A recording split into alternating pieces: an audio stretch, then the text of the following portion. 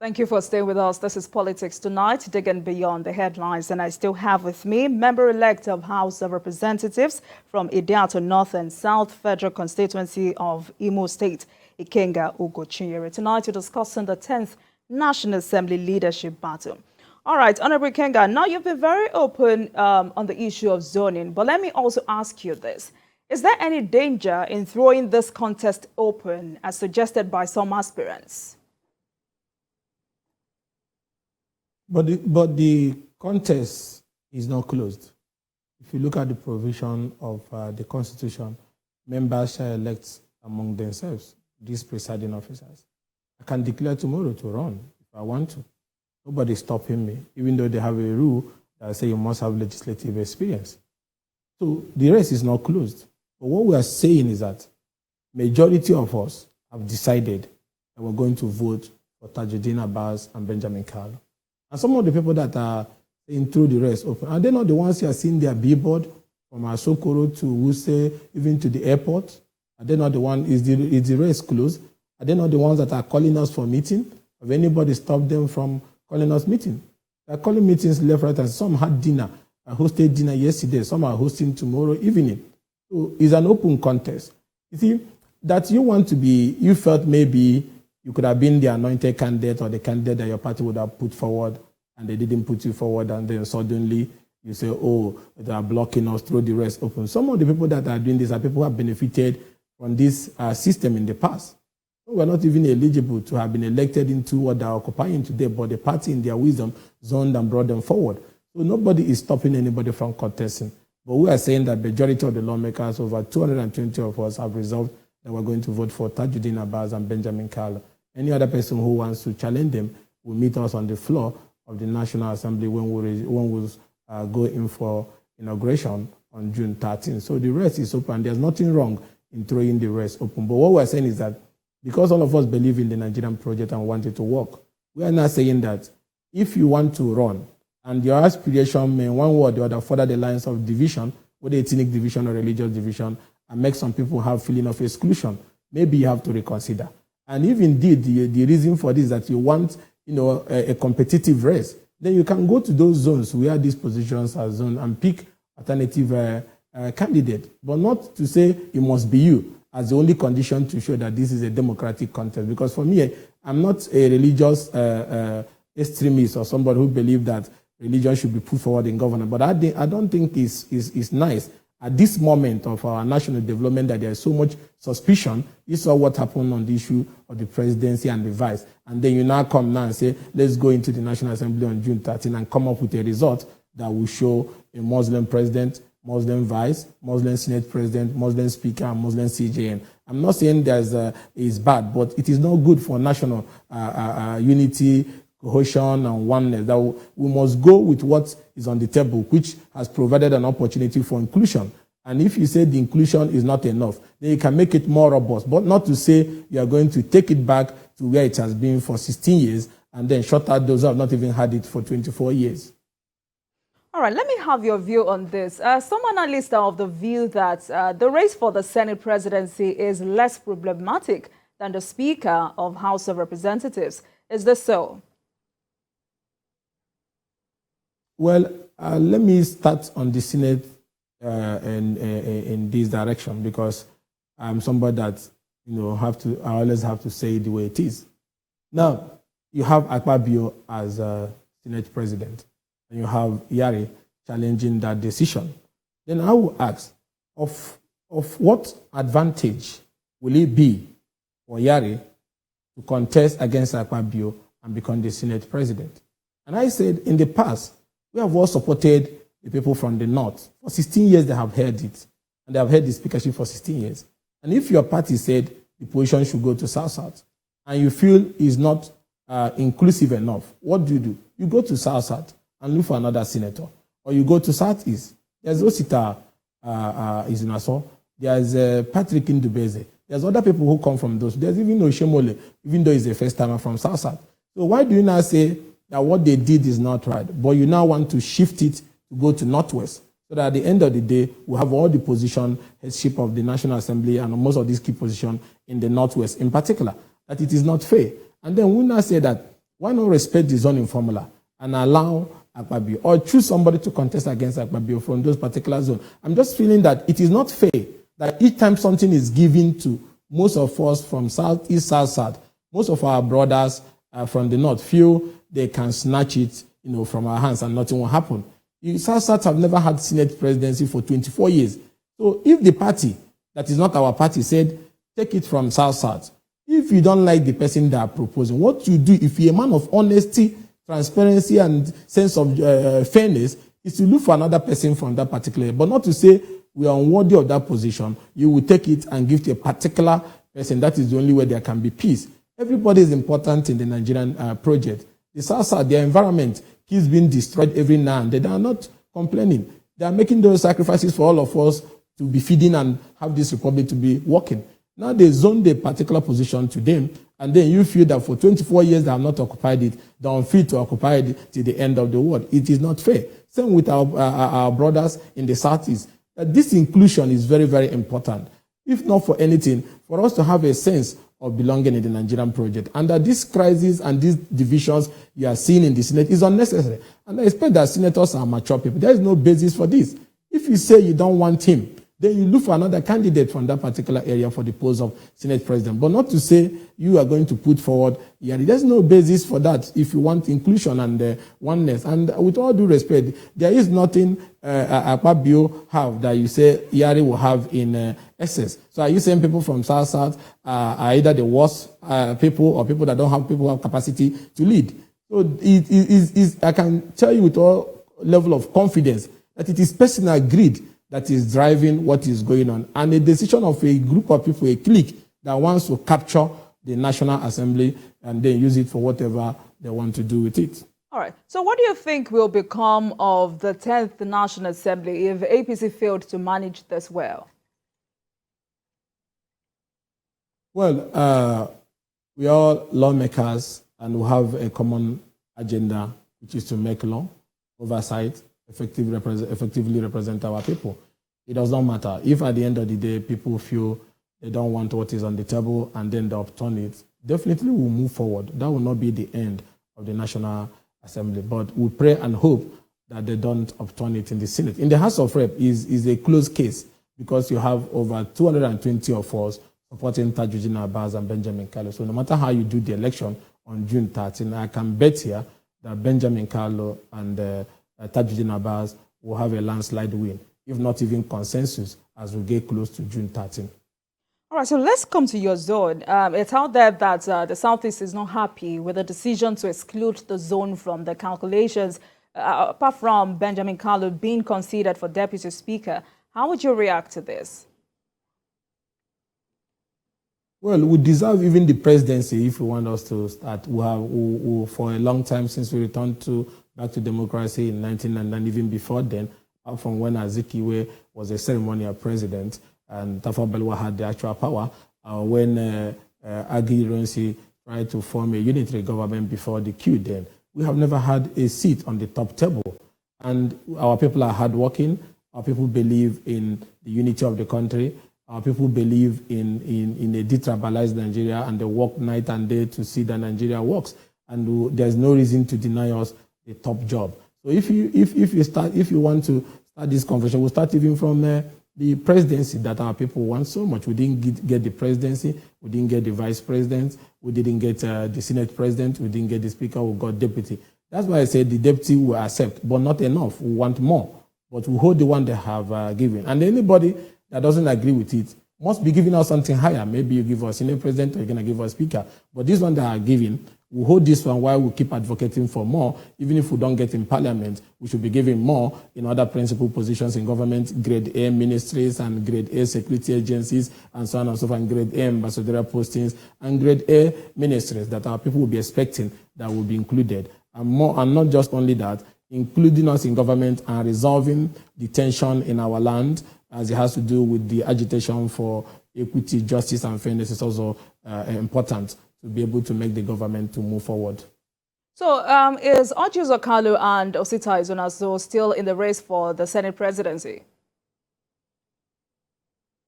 Well, I've not had any news to the contrary, even though I'm not actively involved in what is happening in the Senate. I'm more involved in what is happening in the House of Representatives, where I'm a lawmaker-elect. So, all right. So, if APC plan scales through, what do you think can be done to compensate the Southeast? Well, like I said before, it's not just only the parliamentary position. Even in the setting up of committees, we must have top positions in grade A committees, both in the Senate and in the House of Representatives. And not only that, there is a ministerial appointment that is coming. There is grade A ministries like energy, power, petroleum, finance, and so agriculture, and so on and so forth. You must find a way to include us in strategic positions when assigning portfolios to the ministers. And then there's powerful organizations. You have the MASA, you have MPA, you have Sovereign Wealth Fund, you have customs, you have different strategic positions that we should also be given a fair share of these positions. And then in terms of headship of security agencies, let's not make the mistake our former President Muhammad Buhari did, having all the positions domiciled in the north. That is not good, especially when we have fine officers from the east and south in those services. So it's important that we also have a seat on the top security position in the country, that these things help to inspire confidence, it helps to inspire inclusion, that this will help to bring our people on board. And more importantly, even though in the coming weeks I'll make my broadcast to the President to ask him that it's time for national healing, especially on the Southeast issue, Nnamdi Kanu issue. We have a court judgment that have now said that the government should release him and have quashed the charges. I think as part of the step needed in this national healing that the President talked about in his broadcast, it's very important that we release Nnamdi Kanu and then get back to the negotiation table so that we can be able to resolve most of these issues. Some of these issues can be resolved, some of them in restructuring, some of them in mainly restructuring and devolution of powers can help to give more opportunity for our people on the table and be able to address some of the grievances that made some of our people feel they were not included, that led to those agitations. So I will be using this opportunity also to appeal to the President and the Commander-in-Chief, Ahmed Bola Tinubu, to consider as part of the first step in his national healing and reconciliation that he promised, that he release Nnamdi Kanu from detention and then convene a national Southeast national engagement roundtable to resolve all the issues that led to the agitation. All right. So I know you said things are gradually getting stabilized, but what do you think President Tinubu should do at this stage to douse the tension? Like I said, first actions, they matter very, very well. Even what you say, like you remember when President Muhammad Buhari said 5% and 95%, and people started seeing him from that angle. Decisions that we made, I saw the appointments today, were very okay in the balancing. Now, every appointment that you are going to make, don't think that it doesn't matter. It matters. Nigerian people are very sensitive to these issues. Ensure that every part of the country is given a seat on the table. That's the first stage. Then, in citing a project, let what happened last time. Remember when over $23 billion or more was borrowed and no project was cited in the Southeast and most part of the South. Those things does not foster inclusion and spirit of oneness and cohesion.